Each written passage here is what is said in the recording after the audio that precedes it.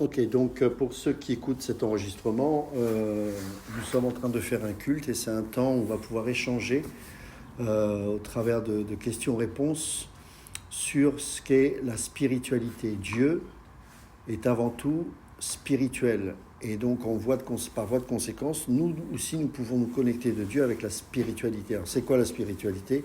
On a répondu en partie au travers d'un passage dans Jean chapitre 4, versets 23 et 24, c'est ça, hein. C'est que Dieu est esprit et Dieu cherche des adorateurs qui l'adorent en esprit et en vérité. Donc Dieu est esprit. Quand on parle de spiritualité, c'est ça, hein. Et que nous devons l'adorer en esprit et en vérité. Et donc on est en train de développer un petit peu tout ça. Et on est en train de répondre, donc j'ai mis un slide avec différentes questions en rapport avec la spiritualité. C'est pourquoi Dieu déteste-t-il les images taillées, y compris celles qui sont censées le représenter. Donc Alexandre a répondu à juste titre, c'est parce que ça le limite. Et ça offense le cœur de Dieu qu'on le limite. Et est-ce que vous avez d'autres réponses par rapport à cette question? En quoi ça pourrait, au-delà du fait que ça le limite, le déshonorer? Personne n'a vu Dieu. Parce que personne n'a vu Dieu, effectivement. Donc, c'est ça.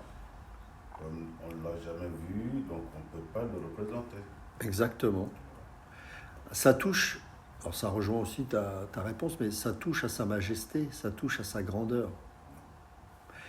Et justement en rapport avec, puisque là le sujet c'est les attributs qui sont communicables de Dieu, donc là c'est la partie esprit de Dieu, ça touche à la compréhension que nous pouvons malheureusement avoir de Dieu et qui est très faussée par tout l'aspect vidéo, image, tout ce qu'on est envahi de ça.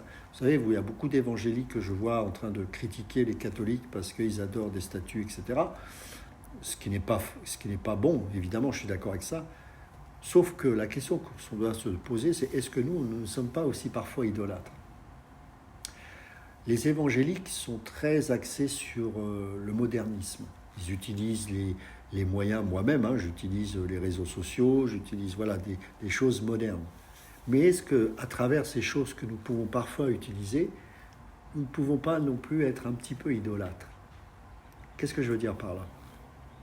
Que penser des films sur la vie de Jésus qui le représentent? C'est le même principe, ça le limite. Tu peux parler plus fort? C'est le même principe, ça le limite. Exactement. Je ne dis pas qu'on ne doit pas regarder ces films. Ce que je veux dire par là, c'est qu'effectivement, je te rejoins, ça le limite. Et en quoi ça le limite? Mais du coup, après, on a tendance à se faire une représentation de ce qu'on a pu voir dans ce film. Exactement. Alors que lui-même va bien au-delà de tout ça. Exactement. Quelles sont les conséquences pour nos vies quand on commence à voir des représentations de Jésus ou dans un film? Est-ce que ça a des conséquences dans notre relation avec Dieu? Bien sûr, puisqu'après notre relation sera tournée en nous-mêmes face à cette représentation. Exactement, c'est-à-dire que je me rappelle à Didaché, il y avait une sœur, je crois que tu étais là aussi, elle avait partagé que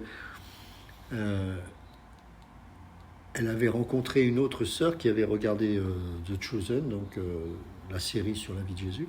Elle disait, comme c'était une jeune convertie, la fille, elle disait qu'elle était très perturbée parce que quand elle priait, le Jésus, la représentation qu'elle se faisait de Jésus, c'était l'acteur en fait. C'est terrible. D'abord parce que ce film, pour moi, ne représente pas le Jésus de la Bible, mais quand bien même il le ferait, ça reste qu'un être humain.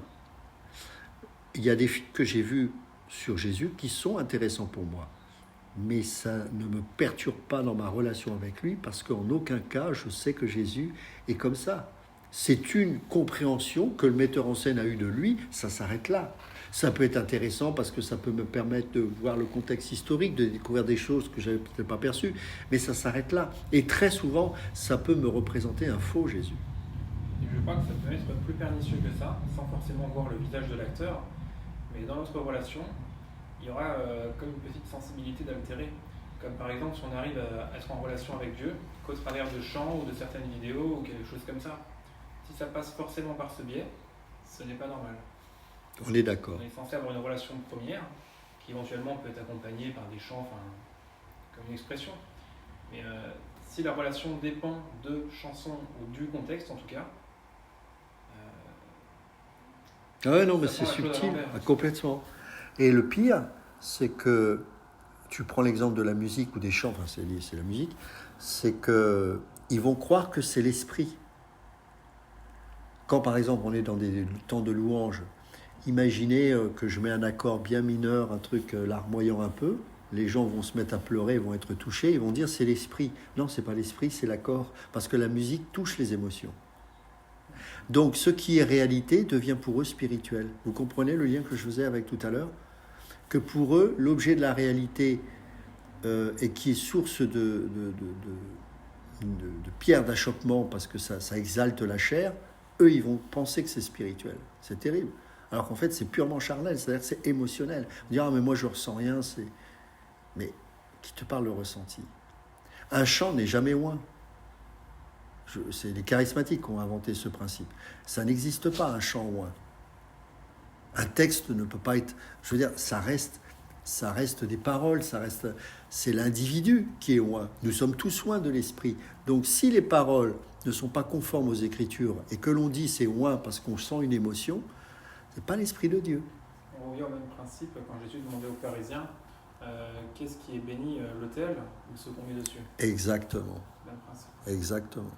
Donc vous voyez que juste en méditant, juste sur un petit passage, un verset, regardez ce qu'on est en train de comprendre là. Et ça va avoir un impact. Parce que quand on va sortir du culte, on ne va pas dire on a passé un bon culte, on va se dire ah ben, concrètement, maintenant dans ma vie, je vais peut-être prier d'une autre façon. Ou alors je vais me dire, mais quand je prie, comment je représente Dieu? Regardez ce qu'il est dit dans le psaume.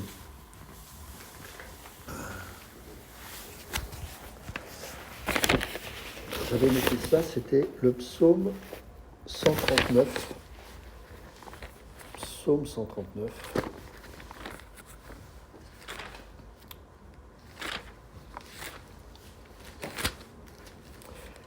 À partir... Bon, il faudrait presque tout lire, mais on va prendre à partir du verset 1. Au chef des chantres de David. Donc psaume chapitre 139 à partir du verset 1. Au chef des chantres de David, psaume, Éternel, tu me sondes et tu me connais. Tu sais quand je m'assieds et quand je me lève. Tu pénètres de loin ma pensée. Tu sais quand je marche et quand je me couche. Et tu pénètres toutes mes voies. Ça, c'est très fort, ça. Parce que là, David s'adresse à un Dieu omniscient. Quand on regarde un Jésus qu'un acteur représente et qui marche sur une terre, on le voit pleurer, on le voit avoir des sentiments. Et il en avait, certainement, c'est pas le sujet, puisqu'il était aussi homme. Mais qui nous dit qu'il était vraiment comme ça? Alors que la Bible nous le déclare omniscient. Il sait tout. C'est pas un être comme nous. Il s'est fait chair, il habitait parmi nous, mais il restait Dieu. Vous voyez? Et donc quand on le prie en tant que Dieu, qui s'est fait homme, mais aujourd'hui il est ressuscité. Bien sûr qu'il a un corps, bien sûr qu'on peut se le représenter, on peut pas se représenter, mais bien sûr qu'il a un corps, puisque c'est son corps qui est ressuscité, qui a été glorifié. Mais il est Dieu. Il est Dieu et il brille d'un tel éclat qu'aucun homme ne peut le voir de ses propres yeux humains et vivre. Il est Dieu. Et donc, quand on lit cela, on voit quelqu'un qui a une compréhension de Dieu biblique. Parce qu'il réalise que, quoi qu'il fasse, il est sous le regard de Dieu. Ce n'est pas un petit Jésus dans un film qui se promène et qui pleure et qui est sympa avec les enfants. Non, il est Dieu dans sa majesté. Car la parole, verset 4, n'est pas sur ma langue, que déjà, ô Éternel, tu la connais entièrement. Là, on parle de la souveraineté, la prédestination, l'élection, toutes ces choses-là, tous sont mélangés dans ce psaume. Il faudrait tout lire, mais tu m'entoures par derrière et par devant, et tu mets ta main sur moi. Une science aussi merveilleuse est au-dessus de ma portée. Elle est trop élevée pour que je puisse la saisir. Voilà la prière. Vous voyez, dans les psaumes que vous pouvez lire, dans les psaumes de David, on peut lire des psaumes où il réclame justice, où il prie pour ses besoins. mais aussi il prie en rapport avec la majesté de Dieu. Et c'est ça qui est important. Où irai-je loin de ton esprit? Et où fuirai-je loin de ta face?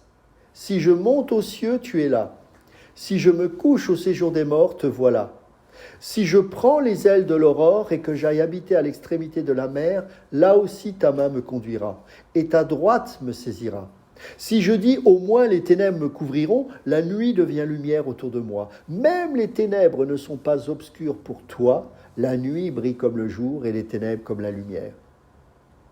C'est toi qui as formé mes reins, qui m'as tissé dans le sein de ma mère. Je te loue de ce que je suis une créature si merveilleuse. Tes œuvres sont admirables et mon âme le reconnaît bien. Mon corps n'était point caché devant toi lorsque j'ai été dans un lieu secret, tissé dans les profondeurs de la terre. Quand je n'étais qu'une masse informe, tes yeux me voyaient, et sur ton livre étaient tous inscrits les jours qui m'étaient destinés avant qu'aucun d'eux existe. Waouh! C'est extraordinaire, hein? C'est ça l'adorer en esprit et en vérité. C'est en rapport avec ce qu'il est, pas seulement ce qu'il fait, mais ce qu'il est. Il sait tout. Avant même que nous soyons conçus, nous existions déjà aux yeux de Dieu parce qu'il nous avait prédestinés à sa gloire. Ça, c'est extraordinaire. Tu peux prendre la deuxième question. Donc, comment pouvons-nous donc nous représenter Dieu ou penser à lui lorsque nous prions? Est-ce que vous avez une idée?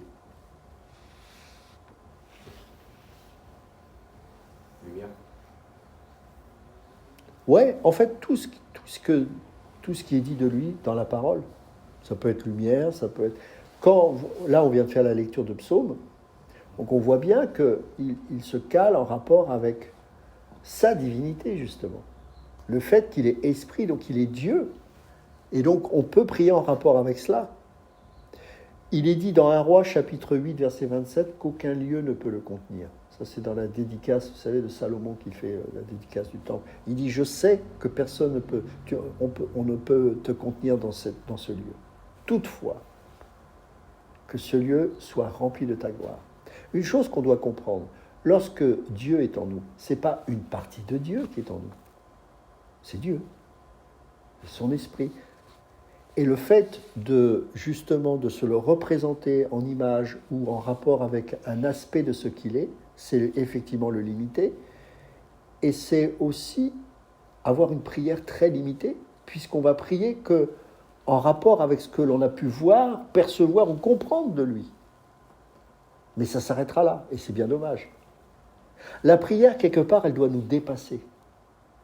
On doit s'adresser à un Dieu qui est pour nous incompréhensible. Exactement. Mais ça doit sortir dans nos prières, afin que la grandeur de Dieu soit manifestée. C'est pour ça qu'il est déshonoré lorsqu'on s'en fait une image. Donc vous voyez, ce n'est pas qu'une statue. Regardez ce qui est dit dans Exode chapitre 20, si tu peux le lire, Bruno. Exode chapitre 20, versets 4 à 6. C'est intéressant ce que tu dis qu'on est limité par notre compréhension de Dieu. Quand ceux qui n'ont seulement entendu le message que Dieu est bon, admettons, et du coup, devons prier que pour leurs besoins, que pour ce qui leur semble bon. Exactement. C'est comme ça que naissent les dénominations, par exemple. C'est-à-dire qu'un jour, un homme a eu une illumination sur une compréhension qu'il a eue de Dieu, qui n'est pas forcément fausse, mais on va créer une dénomination autour de cela. C'est pour ça que les ADD, automatiquement, ils croient, alors ça c'est faux, mais ils croient que, voilà, l'expérience Saint-Esprit, il faut parler en langue, etc. Donc ils vont construire autour de ce qu'ils semblent avoir compris de Dieu, mais ça s'arrêtera là, et tout tourne autour de là. Par contre, la grâce souveraine, la prédestination, tout ça, pour eux, voilà, non. Pour les autres, c'est le contraire. Tu vois, c'est ça, mais l'esprit là-dedans... Donc, ça, c'est justement quelque part une représentation que l'on fait de Dieu. Tu vois ? Verset combien ? Versets 4 à 6. 4 à 6. Tu ne feras point d'image taillée, ni de représentation quelconque des choses qui sont en haut dans les cieux, qui sont en bas sur la terre et qui sont dans les eaux, plus bas que la terre. Tu ne te prosterneras point devant elles, et tu ne les serviras point, car moi, l'Éternel, ton Dieu, je suis un Dieu jaloux, Voilà. qui punit l'iniquité des pères sur les enfants jusqu'à la 3e et la 4e génération de ceux qui me haïssent. C'est bon, merci. Décrire Dieu comme existant sous une forme ou un mode comparable à un élément quelconque de la création, en fait, ça équivaut à concevoir Dieu d'une façon trompeuse et déshonorante. C'est la raison pour laquelle Dieu est jaloux. En fait, j'ai trouvé une définition sur la spiritualité de Dieu, qui est imparfaite, mais je pense qu'elle est correcte. Dieu existe en tant qu'être, qui n'est fait d'aucune matière. Il n'est pas composé de différentes parties. Il n'a pas de dimension. Il ne peut être perçu par nos sens corporels et est supérieur à toute autre sorte d'existence. Je pense que ça résume ça. Est-ce que tu peux... en quoi, donc ça c'est la 3e question, en quoi notre culture contemporaine nous pousse-t-elle à penser que le monde physique est plus réel? Donc ça répond. Je prends ta définition. Oui, bien sûr. Allez. Ici, là. Là déjà, on voit qu'il y a l'infiniment petit, Oui. que l'œil même ne peut voir. Uh-huh. Il y a l'infiniment grand Voilà. aussi. Mais comment on peut représenter quelque chose qu'on ne voit pas, Et qui nous dépasse complètement, qui nous c'est sûr. complètement, et qu'on n'a jamais vu, parce Oui. que le monde a exploré le fond de l'eau. On n'a pas encore connu tout ce que les eaux détiennent comme animaux, comme richesses, tout. Nous sommes limités. Exactement. Nos connaissances scientifiquement, on ne fait que découvrir des choses qu'on n'arrive toujours pas à comprendre, oui, ou à donner une explication. Donc, C'est ça. Posons-nous la question, imaginez, alors c'est un exemple imparfait parce que c'est pas tout à fait juste, mais c'est pour nous donner une idée. Imaginez une poterie qui parle et puis qui se dit forcément ça doit être une très grosse poterie qui m'a créé puisque je suis une poterie. Alors que non. ça peut pas marcher. Quelque part, c'est ce que quand on fait une représentation de Dieu, c'est comme si nous on est une poterie et on se fait une poterie et qu'on adore. Donc en fait, c'est pas Dieu qu'on adore, c'est une poterie. Donc quand on adore un aspect de Dieu, c'est pas Dieu qu'on adore. C'est un aspect. Et c'est l'idolâtrie. Ça va jusque-là. C'est pour ça que ceux qui critiquent, ceux qui prient les catholiques, qui prient les vierges et tout ça, enfin les statues, on va dire, est-ce que nous, on n'est pas idolâtres? Ou est-ce que nous, on n'a pas une vision limitée qui nous pousse à faire de Dieu un Dieu jaloux? Alors, évidemment, on est ignorant, Dieu fait grâce, c'est pas non plus... Mais on doit aller beaucoup plus loin dans notre compréhension de Dieu. Et donc, pour revenir à cette question, en quoi notre culture contemporaine nous pousse-t-elle à penser que le monde physique est plus réel? Moi, je pense, vous allez pouvoir me donner des éléments aussi, mais je pense que c'est parce que nous sommes, comment dirais-je, je ne vais pas répondre, je vais vous laisser répondre. Pourquoi le monde physique... Pourquoi notre culture contemporaine nous pousse à penser que le monde physique est plus réel que Dieu? Moi, je dirais non. Non, mais pourquoi? Pourquoi? Non, mais parce que eux, ils veulent que nous comprenions, ils veulent nous amener sur leur vérité, qui n'est rien d'autre que du mensonge, puisqu'on ne peut pas, c'est-à-dire qu'on n'a pas encore atteint la vérité de... D'accord, je suis d'accord avec toi, mais pourquoi justement la culture nous influence parfois au point où on va considérer le monde physique beaucoup plus réel que Dieu lui-même? Je crois, parce que tu l'as dit tout à l'heure, quand on est confronté au réel, on a tendance à se déconnecter du spirituel, de ce qu'on ne voit pas. C'est ça. Et la culture contemporaine, en tout cas la nôtre, exalte tous nos sens. La vue, l'odorat, le goût, tout Exactement. ça est exalté au maximum. Et ce qui vient opacifier en fait encore plus le côté spirituel. C'est ça. Tu vois, c'est qu'en fait, c'est ça, tu as raison. Mais c'est que malheureusement, celui qui n'est pas affermi comme toi dans la parole ou qui n'a pas cette maturité, il va être séduit par la réalité qui est parfois tellement séduisante qu'elle va nous empêcher cette culture, parce que c'est devenu une culture aujourd'hui, à percevoir le monde comme étant tellement plus réel que Dieu. On a des médecins, bon, heureusement on a des médecins, mais quelque part, on devrait manquer de rien avec tout ce qu'on est capable de faire aujourd'hui. Et le monde se vante de cela, bien que, malgré ça, c'est de pire en pire. Donc il devrait se poser les bonnes questions. Mais cette culture-là, quand tu regardes la culture occidentale, il y a, on va revenir beaucoup plus loin en arrière, mais allez, jusqu'au XVIIe siècle, c'était l'inverse. Tout nous ramenait au spirituel. Alors bien sûr, ce n'était pas toujours bien orienté. Construire une cathédrale, c'est pas ça qui va faire de nous un enfant racheté. Mais tout était fait dans la culture pour nous pousser vers le haut. On ne faisait pas des cathédrales pour notre plaisir. C'était pour Dieu. Alors c'était, bon, peut-être que ce n'était pas forcément bien intentionné, mais en tout cas, toute la culture, elle était centrée sur Dieu, premièrement, et sur les générations à venir. Par exemple, quand on construisait, même une maison solide, je ne parle pas d'une maison d'un pauvre, où là, le pauvre, ça durait à peine le temps de sa vie, mais on construisait pour les enfants, les arrière-petits-enfants. Il y avait cette notion de relais, de suite. Et quand Dieu a pris de moins en moins de place dans la société, on a vu aussi que l'homme construisait de plus en plus pour lui-même, pour sa propre vie. Et maintenant, vous regardez, c'est très intéressant. À la génération de mes parents, la réussite, c'était d'avoir sa maison. C'était de construire quelque chose. Aujourd'hui, la mode, c'est les tiny houses. Vous connaissez ça? C'est les petites maisons qu'on trimballe avec des roues. Voilà.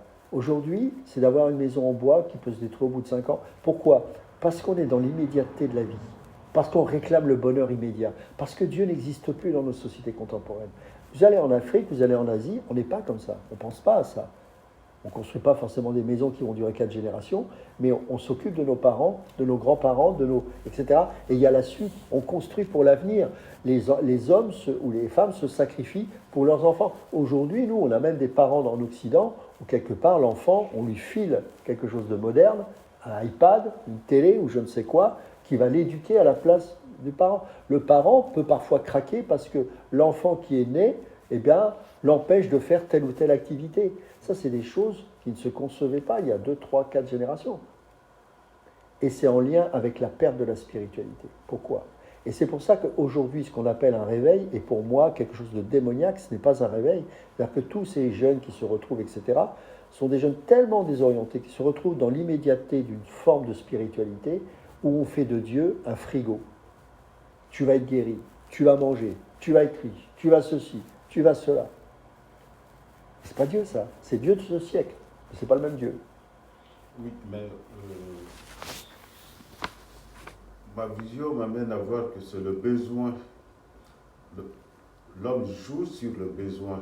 Ouais. Or, le besoin de l'homme est infini. Nous avons des besoins qu'on ne pourrait jamais satisfaire. Il est insatiable. Voilà, on ne peut pas satisfaire nos besoins. C'est sûr. Tel que nous le concevons, c'est que ces besoins, on a des besoins, oui, il me faut ça. Dès qu'on l'obtient, en très peu de temps, ça n'a plus de valeur. Et oui, bien sûr. Il faut rechercher d'autres et puis ça nous amène à courir, ce que moi j'ai l'habitude de dire, à courir derrière le vent. C'est ça. Et or, sachant que le vent, on ne va jamais l'attraper. Ouais, c'est ça. On n'attrapera jamais le vent, donc voilà. Et c'est pour ça que la société meurt aujourd'hui, l'Occident meurt. Oui, mais parce qu'ils ont compris qu'en jouant avec le besoin de l'homme, ils vont l'entraîner à la perdition. Exactement. À la perdition, parce qu'on a mis à notre disposition beaucoup d'objets de distraction. Et on est distrait à tout bout de chemin, donc toutes ces distractions nous aveuglent. C'est l'aveuglement qui est là, qui nous... Et moi, je pense que la prochaine étape, je me demande si on n'est pas déjà dedans, c'est de faire apparaître Dieu par la technologie d'aujourd'hui. Enfin, un faux Dieu. Hein. Mais, Oui. c'est-à-dire, tu vois, par exemple, la réalité virtuelle avec les casques et les machins. Et en fait, on va être dans des mondes parallèles. Et je pense que ça peut même faire des manifestations démoniaques ou des choses. Je pense que la prochaine étape, c'est ça. C'est-à-dire que des gens totalement connectés, même de déjà. leur corps, et qui fait que, ouais, on y est déjà, je pense. On y Hein. est déjà parce qu'il y a l'intelligence artificielle. Par exemple. Voilà. Moi, j'ai une tablette avec laquelle je travaille avec maintenant. Bien sûr. Je peux rester là, dans un coin obscur du rayon là-bas, il va voler, et tac, ça va m'alerter ici. C'est ça. Et j'ai l'image, je sais que tel a pris tel article qu'il a mis dans sa veste. C'est ça. Et quand la personne va sortir, je vais l'interpeller. Je dis, mais monsieur, venez avec moi. Donc, il n'y a pas beaucoup de discussion. Je mets ça, je lui présente seulement l'image, il voit le film. Donc, voilà. Et tout ça, c'est l'idolâtrie qui va être poussée à l'extrême. C'est-à-dire que, et malheureusement, le peuple de Dieu, d'une manière générale, on est fortement affecté. Parce qu'on est fait de chair et de sang, avec un paquet d'émotions. Et on va exciter de plus en plus l'odorat. Maintenant, on a des... Je ne sais pas comment ils font ça. Il semblerait qu'il y a des téléphones, des ordinateurs, je ne sais plus, qui peuvent retranscrire des odeurs à distance. Quand tu vois un plat cuisiné, il va y avoir un ordinateur est capable de réinterpréter ce qui est filmé et en transmettre une odeur. Je ne me dis pas comment on fait, j'en sais rien. Mais bon, ça va jusque-là. Mais tout ça nous déconnecte de la réalité, mais surtout de Dieu. C'est vrai que ça va très très vite. On voit tous les sens sont éclatés, ça suscite en nous qui sommes chérissants. Voilà. Ça nous attire et il n'y a qu'à voir quasiment tous les chrétiens à quelle vitesse on peut oublier Dieu dès qu'on sort de la maison. Enfin, dès qu'on se plonge. Ah ouais. Parce qu'on est dans l'immédiateté. Et dès qu'on allume un écran, tout ce que l'Esprit nous enseigne part. Et pire C'est encore, terrible. C'est pour ça que moi je dis toujours que quand on quitte un endroit où on a reçu quelque chose, il ne faut pas tout de suite mettre une radio, machin. Il faut rester dans la... Voilà, pas tout de suite, parce que sinon c'est perdu, ça ne sert à rien, quoi. C'est comme j'apprenais ces derniers temps, c'est que la vraie farine, le vrai blé que nos anciens ont connu n'existe plus. Maintenant, on n'a que du blé artificiel. Oui. Du blé artificiel qui tue C'est ça. facilement. Et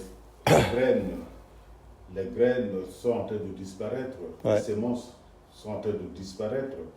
Et comment, ça veut dire que les vraies semences que le Seigneur a mis à notre disposition est en train de disparaître. Donc, on est en train de... L'ennemi est en train de mettre des nouvelles semences à nos dispositions. Ouais. Et ce sont les semences de l'ennemi qui va faire du mal dans nos corps. Et c'est tout ça Exactement. qui nous interpelle en tant qu'enfants de Dieu, auquel on doit prendre conscience et puis prier par rapport à ça, parce qu'on est plein dedans. On est plein dedans, l'ennemi est là, il agit puissamment. Exactement. Donc on voit que ça a une incidence considérable, hein, la culture contemporaine d'aujourd'hui. Tu peux mettre l'autre question ?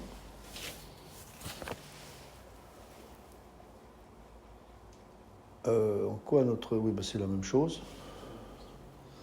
Que pouvons-nous faire pour changer notre point de vue intuitif sur la réalité du monde spirituel ? Ça, c'est la bonne question. Que pouvons-nous faire pour changer notre point de vue intuitif sur la réalité du monde spirituel ? C'est-à-dire que face à tout ce qu'on vient de partager là, à l'instant, qu'est-ce qu'on doit faire ? Méditer sur Dieu, cultiver notre relation avec Jésus, qu'il prenne de plus en plus de place dans nos vies, et qu'ainsi, intuitivement, il prenne de plus en plus de place, tout simplement. Ok, c'est très juste, ouais. Et comment faire justement pour éviter que le voleur grappille ce que tu es en train de construire ? Comment faire ça ? Parce que ce que je veux dire, c'est que, pourquoi je dis ça ? C'est que je suis d'accord avec toi. Mais concrètement, est-ce que, alors là, chacun d'entre nous répond en fonction de nos habitudes, mais moi, ce que j'entends au travers de cette question, et je te rejoins, mettre plus Dieu dans mon foyer, mettre plus Dieu dans ma vie personnelle, etc. Mais à travers ça, il y a une autre question. Qu'est-ce qui m'empêche justement aujourd'hui d'aller plus loin dans ma relation avec Dieu ? Est-ce qu'il y a des choses, des éléments extérieurs ou intérieurs à ma vie qui m'empêchent? Je dirais que c'est la distraction. Il faut se laisser, en l'occurrence, instruire et juger par la parole, comme Ouais. c'est dit, et rechercher de fait l'enseignement, la communion fraternelle. Rechercher ces endroits qui sont favorables, où on peut, entre guillemets, s'édifier, faire grandir notre sens. Exactement. Mettre le Seigneur devant toutes choses, devant tous les projets, Exactement. devant toutes nos réalisations, le Seigneur doit être devant. Ça me fait penser au passage de Pierre. Pierre encourageait beaucoup les enfants de Dieu, comme Paul d'ailleurs. Et il y a un passage où on le voit qui nous encourage à la vertu. Vous vous souvenez ça? C'est dans 1 Pierre chapitre 1. C'est vrai que c'est dans ce sens. Si on sait que le monde n'est là que pour exercer notre sens et pour occulter la réalité spirituelle, si on ne cherche pas à fuir le monde, entre guillemets, on va plus les manger. C'est ça. Et regardez, 1 Pierre chapitre 1 verset 3. Béni soit Dieu le Père de notre Seigneur Jésus-Christ, qui selon sa grande miséricorde nous a régénérés pour une espérance vivante par la résurrection de Jésus-Christ d'entre les morts, pour un héritage qui ne peut ni se corrompre, ni se souiller, ni se flétrir. Il vous est réservé dans les cieux. À vous qui par la puissance de Dieu êtes gardés par la foi pour le salut, prêt à être révélé dans les derniers temps. C'est là ce qui fait votre joie, quoique maintenant, puisqu'il le faut, vous soyez attristés pour un peu de temps par diverses épreuves, afin que l'épreuve de votre foi, plus précieuse que l'or périssable, qui cependant est éprouvé par le feu, ait pour résultat la louange, la gloire et l'honneur, lorsque Jésus-Christ apparaîtra. Vous l'aimez, regardez bien, sans l'avoir vu. Vous croyez en lui, sans le voir encore. Vous réjouissant d'une joie merveilleuse et glorieuse, parce que vous obtiendrez le salut de vos âmes pour prix de votre foi. Les prophètes qui ont prophétisé touchant la grâce qui vous était réservée ont fait de ce salut l'objet de leur recherche et de leur investigation. Ils voulaient sonder l'époque et les circonstances marquées par l'Esprit de Christ qui était en eux et qui attestaient d'avance les souffrances de Christ et la gloire dont elles seraient suivies. Il leur fut révélé que ce n'était pas pour eux-mêmes, mais pour vous, qu'ils étaient les dispensateurs de ces choses, que vous ont annoncé maintenant ceux qui vous ont prêché l'Évangile par le Saint-Esprit, envoyés du ciel, et dans lesquels les anges désirent plonger leur regard. C'est pourquoi, regardez bien, ça s'appelle la discipline. Saignez les reins de votre entendement, soyez sobres, et ayez une entière espérance dans la grâce qui vous sera apportée lorsque Jésus-Christ apparaîtra. Comme des enfants obéissants, ne vous conformez pas aux convoitises que vous aviez autrefois quand vous étiez dans l'ignorance. Mais puisque celui qui vous a appelé est saint, vous aussi soyez saints dans toute votre conduite, selon qu'il est écrit, vous serez saints, car je suis saint. Voyez ? Et un peu plus loin, au chapitre 2, on va lire...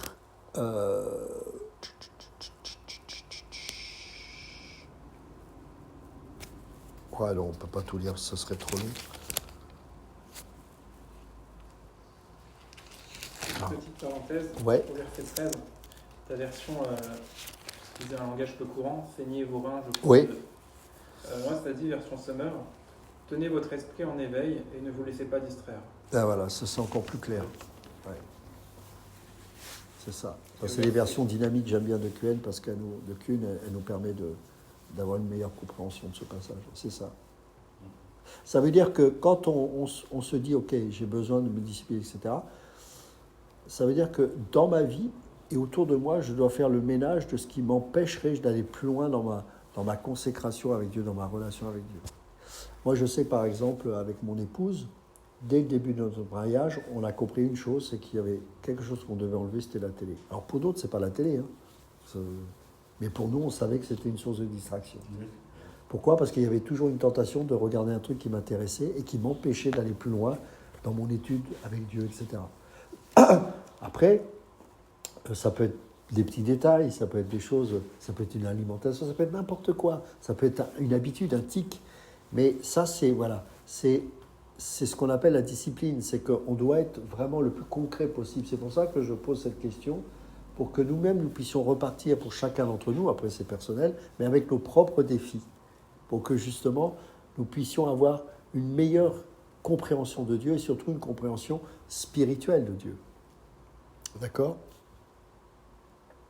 Est-ce qu'il y a une autre question après ça, David, si tu peux tourner le slide, voilà. Non, c'est bon, tu peux revenir en arrière. Ok. Est-ce que vous avez des choses à rajouter par rapport à ça ? C'est bon ? Tout est clair, on doit toujours être enraciné dans la parole, puis laisser la parole nous diriger. C'est ça. Et mettre le Seigneur devant toutes choses. Donc on doit bien comprendre, oui, excuse-moi. Non, du coup, une autre chose à rajouter, Oui. enfin ajouter, non, petite pensée, c'est que là on dit on doit, mais n'oublions pas, merci Seigneur pour la grâce que tu nous fais de nous avoir libérés de l'esclavage du péché. Exactement. Parce qu'on n'a pas nous-mêmes choisi de nous remettre en question et d'avoir fait de nous ces esclaves. De nous rappeler toujours à lui. Et quand nous-mêmes on n'a aucune ressource, si ce n'est la force que Dieu nous donne par son esprit, effectivement. Parce que sinon on vient des religieux avec des codes et on perd la vie. C'est très juste, c'est bien, c'est important que tu rajoutes ça parce que c'est capital. C'est qu'effectivement, sans la grâce de Dieu, on ne peut rien. Sinon, la nouvelle naissance ne serait pas nécessaire. Sans moi, dira le Seigneur, vous ne pouvez rien faire. Oui, c'est en lui que nous trouvons la force et la vertu de pouvoir agir selon la volonté de Dieu. Mais ce que Dieu nous demande, justement, c'est d'utiliser sa force pour que nous puissions en permanence nous mettre en règle devant Dieu et enlever tout ce qui nous empêche de le goûter pleinement. Mais oui, tu as raison, c'est important de rajouter ça. C'est même essentiel. Donc, on voit qu'on est dans un monde, et particulièrement en Occident, il faut reconnaître que c'est ça qui est difficile en Occident, c'est que le matériel est tellement présent et que ce matériel est devenu une idole au point où il a pris la place de Dieu et que le matériel a été élevé au rang d'une divination. Et c'est ce que le diable est en train de construire puisqu'il est le Dieu de ce monde. Et donc, ça a affecté tellement les chrétiens que même eux, lorsqu'ils voient quelque chose qui est en rapport avec une émotion, avec une odeur, avec une vue, peut paraître être de Dieu, alors qu'ils ne prennent même pas conscience que c'est parce qu'ils n'ont plus de discernement et que le monde les a influencés au point que ce qui est de diable, ils l'appellent Dieu. C'est terrible. Alors que c'est la parole qui nous donne le discernement. C'est elle qui nous permet de comprendre ce qui est de Dieu et ce qui n'est pas de Dieu. Et donc même, Paul dira, si je peux voir un ange débarquer du ciel, si même je peux voir, parce que Satan se déguise en ange de lumière, je ne dois pas être séduit par ce genre de choses. Je dois discerner si ce que je vois est réellement conforme aux Écritures ou pas. Et c'est pour ça que le peuple périt faute de connaissance. Et ça, c'est un des signes de la fin des temps que Daniel saisira par l'Esprit de Dieu, qui lui montrera ces choses. C'est qu'à la fin des temps, les gens, y compris beaucoup de ceux qui se disent chrétiens, seront incapables de discerner Dieu. C'est terrible, hein ? Oui. Et en fait,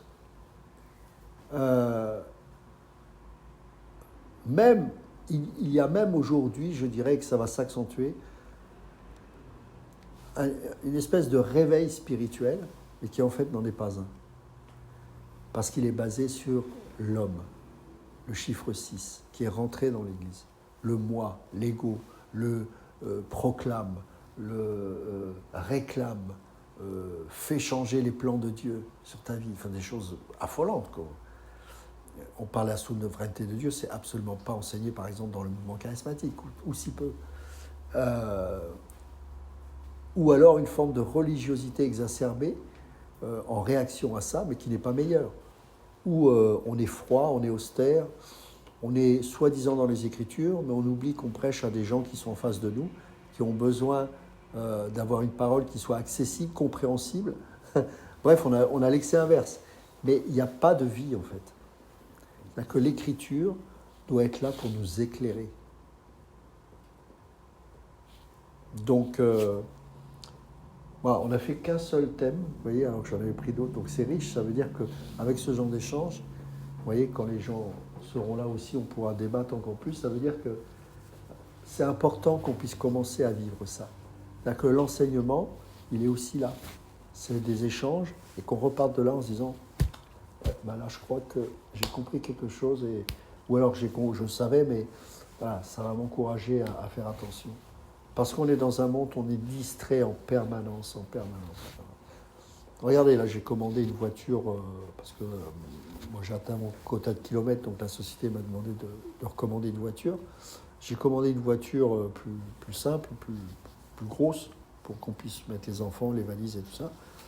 Mais il y a un truc qui me perturbe dans les voitures modernes, c'est que les écrans sont de plus en plus gros. Et je dis, mais comment on peut conduire et voir la route avec autant d'écrans qui nous perturbent autour de nous ? C'est incroyable. Et plutôt que de les retirer pour qu'on se concentre mieux sur la route, vous savez ce qu'on crée dans les voitures ? La réalité virtuelle ou augmentée. C'est-à-dire que sur le compteur de vitesse, on voit ce qu'il y a à l'extérieur. Wow. Il y a un problème. Comme le radar de recul, mais en avant. Quoi. Exactement. C'est-à-dire que sur ton compteur, et même sur ton GPS, Excellent. tu vas voir ce que tu vois juste en levant les yeux au travers de ton pare-brise. Ah, c'est fort. Ça, c'est la distraction, ça. Ça fait peur.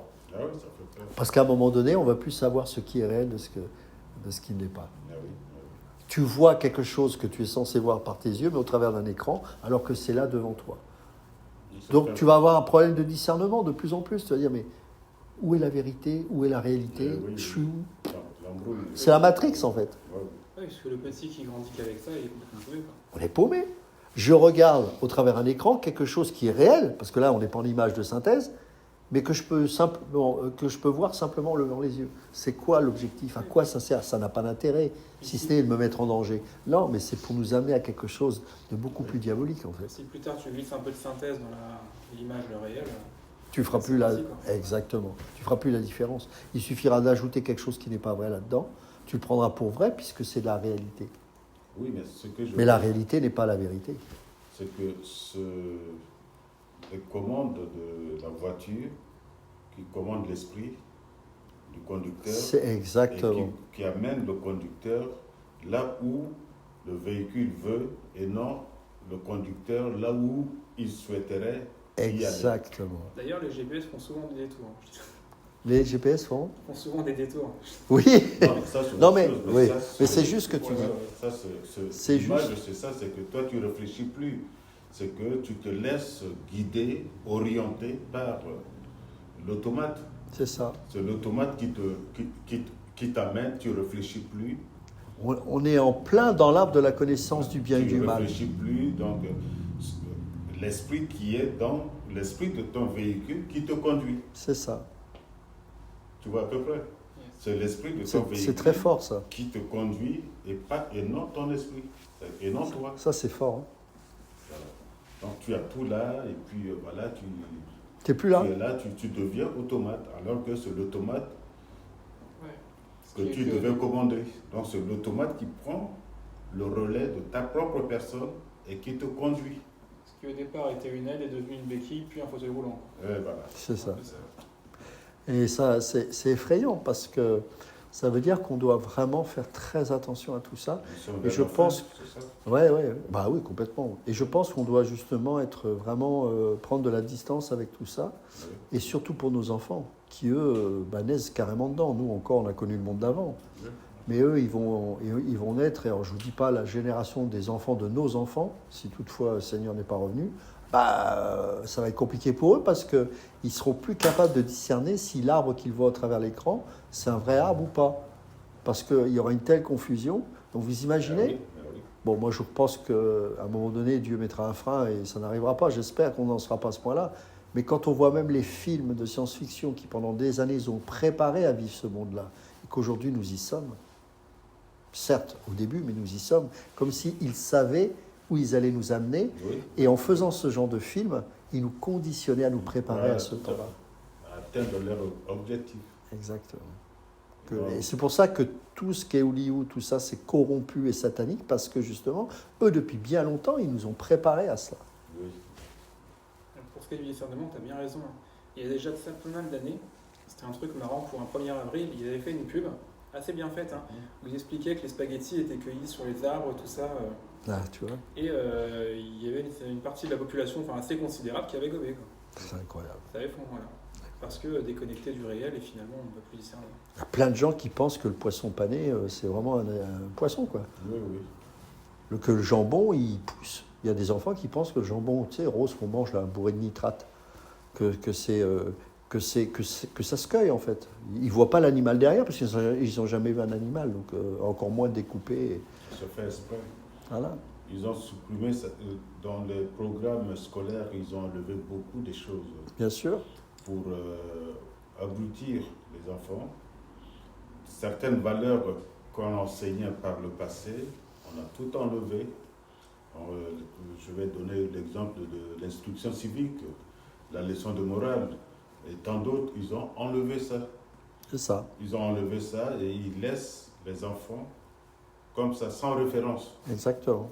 Et en plus encore, ils vont encore enlever le droit parental. C'est-à-dire que le père ne peut plus réprimander son fils, ne peut plus lui donner une orientation. L'orientation, c'est l'école qui doit orienter, mais dans quel sens? C'est ça. Donc, du coup, vous voyez l'importance de ce sujet qui est la spiritualité, c'est-à-dire Dieu est esprit et ceux qui l'adorent doivent l'adorer en esprit et en vérité. Et je pense que ce que Jésus nous a communiqué, qui a été retranscrit dans les Écritures de l'Évangile de Jean, c'est vraiment quelque chose qu'on doit prendre comme un avertissement et comme un encouragement à demander l'aide de Dieu pour que nous puissions être des hommes et des femmes de l'Écriture et que tout ce qui nous est montré au niveau de nos sens puisse être filtré par la parole de Dieu. Voilà. Donc, ok, on va prier. Et puis merci pour cet échange, c'était vraiment riche. J'avais compris pour Bernard. Oui. Bernard, c'est un serviteur de Dieu qui est malade en ce moment. D'accord.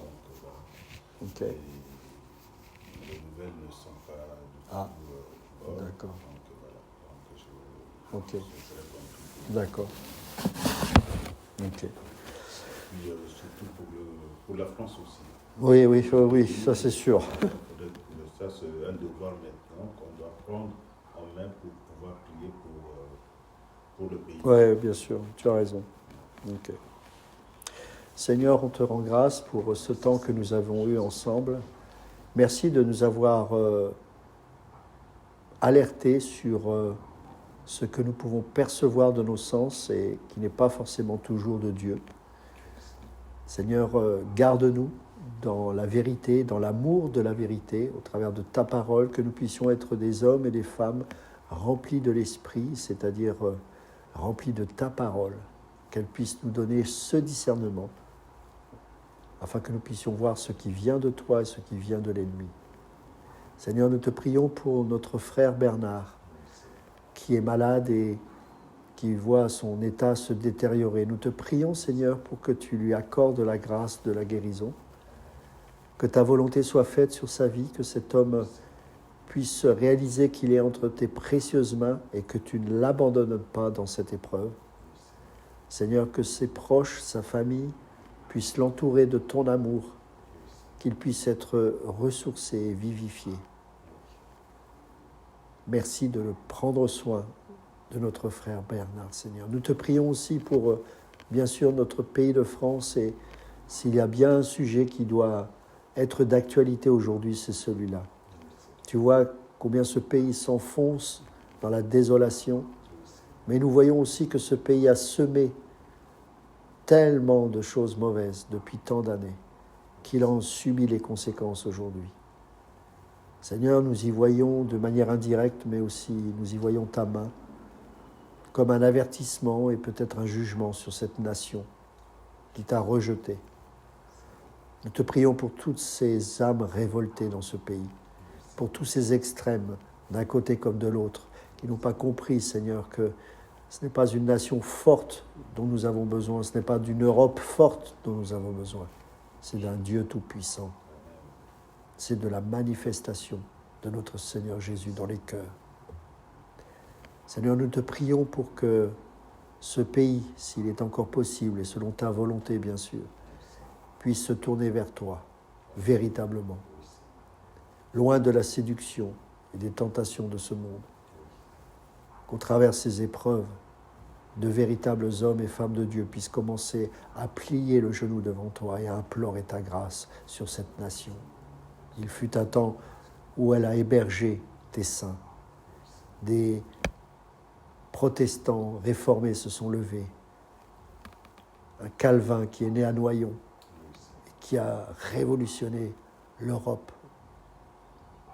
Seigneur, tous ces hommes et ces femmes qui ont été remplis de toi, nous croyons qu'il est encore possible que tu puisses faire lever une génération d'hommes et de femmes remplis de toi